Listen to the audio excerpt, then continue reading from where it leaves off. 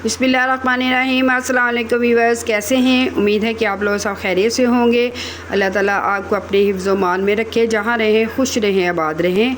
आज जो रेसिपी हम आपके साथ शेयर करने वाले हैं, आज भी हम मीठी ही रेसिपी आपके साथ शेयर करेंगे। तो आज हम पूड़े बनाने वाले हैं। अक्सर आपने बरसात में पका के बच्चों को खिलाया होगा।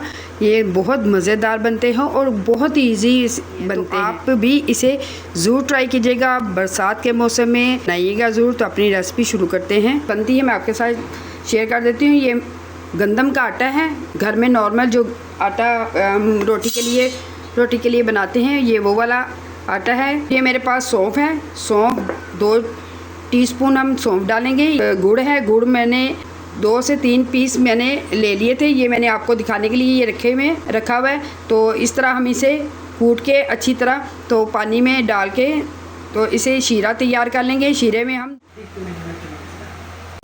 तो शीरा हमारा तैयार हो गया, ये देखें।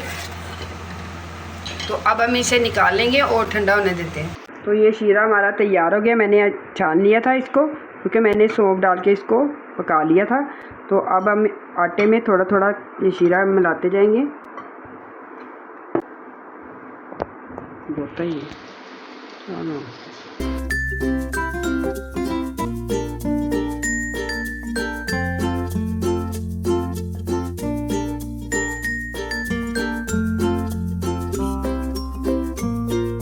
गुड़ का जो शीरा तैयार किया था अच्छी तरह मिक्स कर लिए। ये देखें, इस तरह होना चाहिए, ज़्यादा पतला और ज़्यादा थिक नहीं होना चाहिए। चलें जी, अब हम इसके ज़बरदस्त से पूड़े तैयार कर लेते हैं।